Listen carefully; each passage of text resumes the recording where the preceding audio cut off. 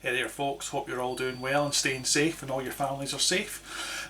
So this recipe is sweet and sour crispy tofu. I'm not a huge fan of the sweet and sour flavour sets at all, it's just not my bag.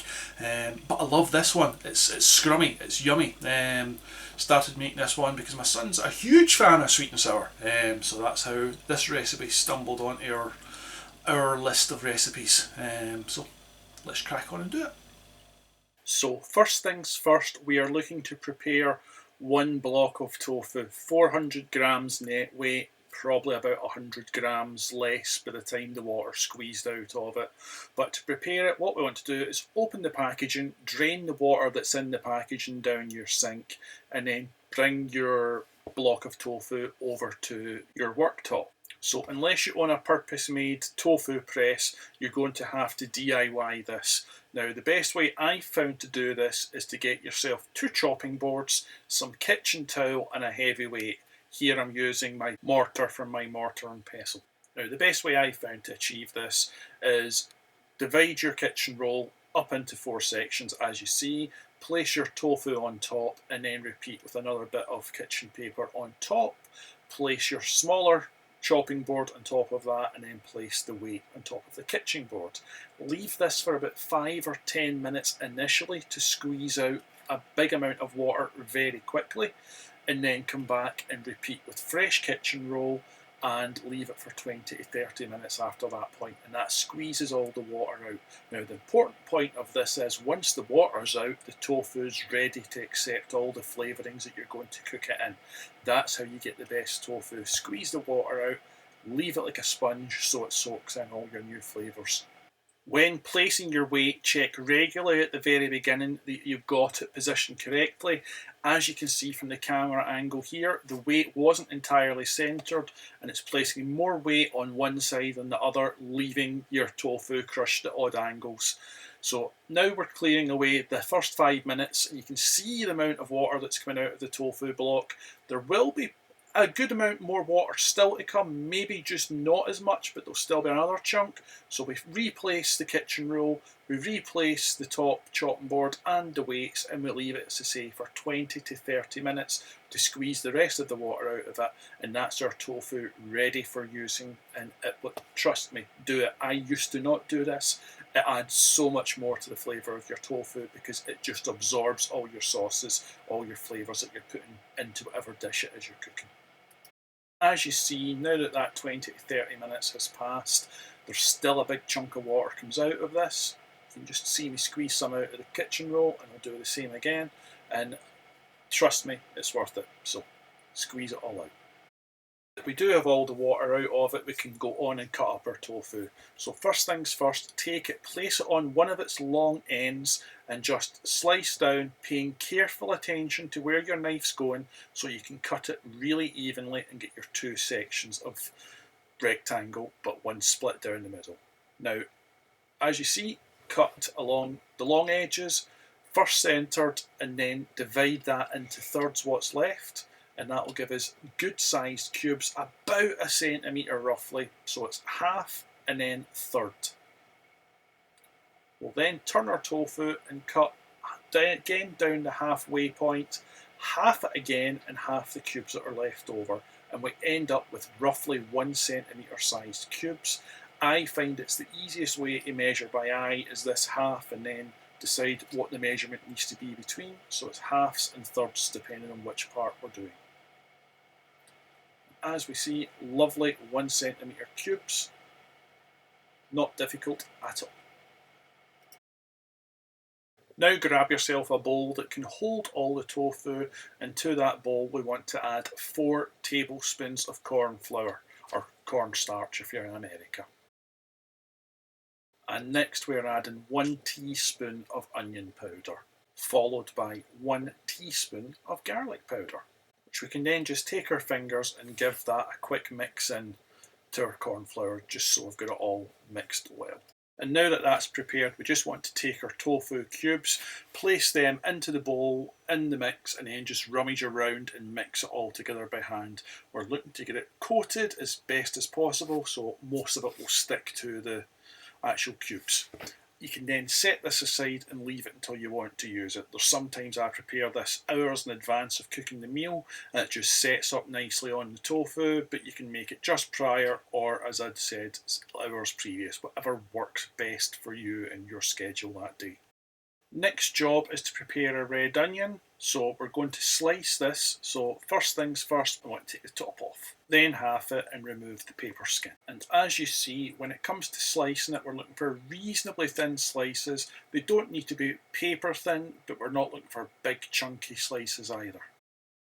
And transfer your onion to a bowl and then cover it. I like these silicone liners, but you can also either use a kitchen towel or a cloth. Anything just to keep the fumes coming up and nipping at your eyes.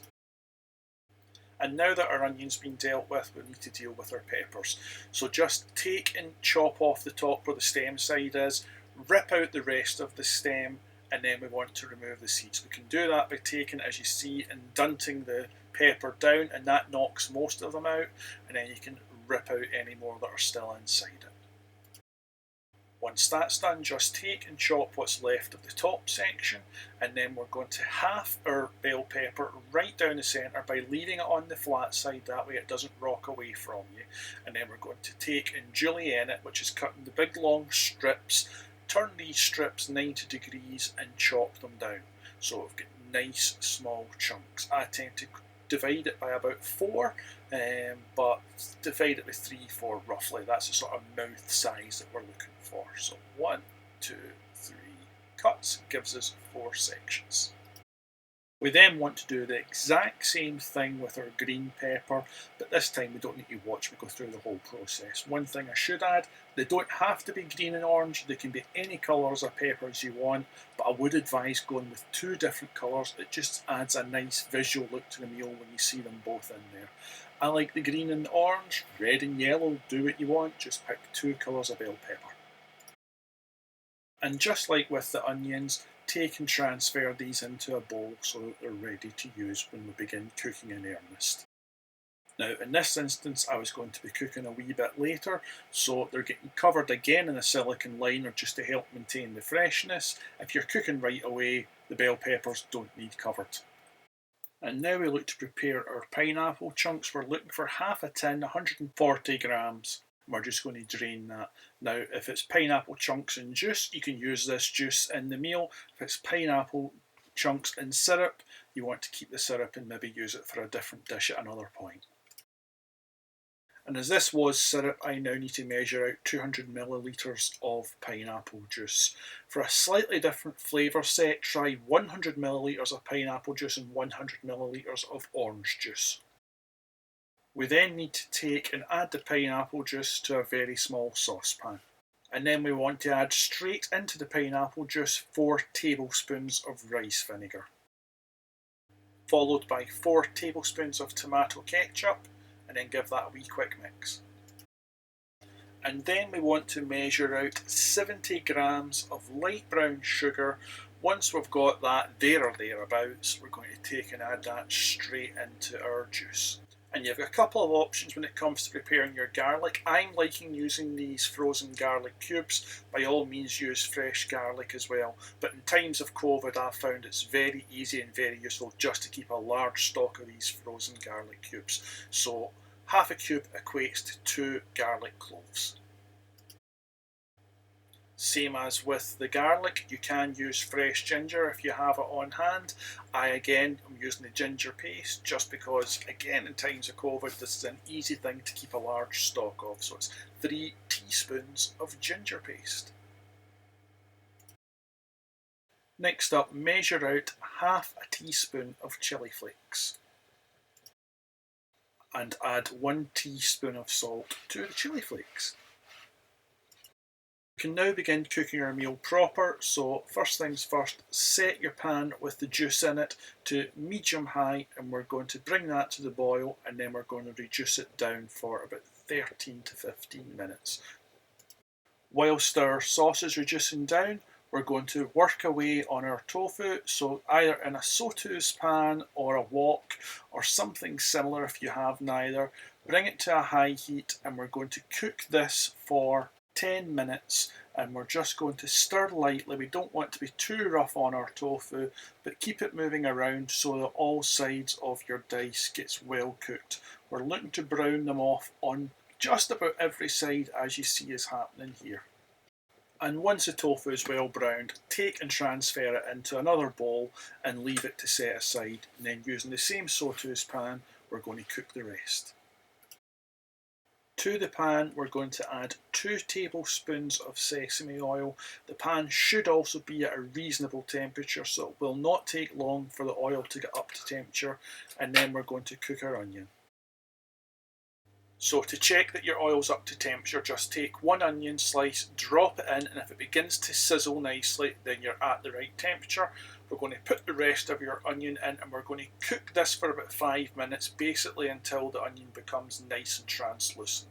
So roughly 5 minutes, give or take, depending on your cooker. And now that our onion is translucent with that slight amount of caramelisation, we're going to take and add our peppers, our salt, our chilli flakes, our ginger and our garlic. Give everything a good mix with either a silicone spatula or a wooden spoon. Don't use metal on your non-stick forks, and leave that to cook for about 5 minutes. And then we're going to take and add our pineapple and cook this until it's warm, which is about 3 minutes, 4 minutes, again just depending on your actual hob that you're using. Once the pineapple is warm, we're going to add our tofu back into the mixture, mix everything around, and our sweet and sour sauce should also be ready by now. So we're going to take our thickened sweet and sour sauce and we're going to pour that in and bring everything up to temperature.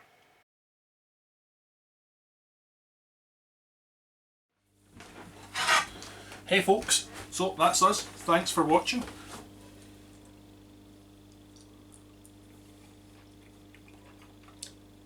I'm personally not a huge big fan of sweet and sour. I love this meal. So goddamn tasty.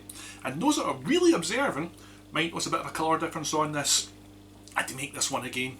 My camera battery died just as I was serving the rice when I was making this last video, so I had to go and make it again once the battery was fully recharged a couple of nights later, but I can't complain. It's a gorgeous meal. My son absolutely loves it, my wife loves it, so crack on. If you're going to make it, let me know, tell me how you got on. So thanks for watching, take care, bye bye.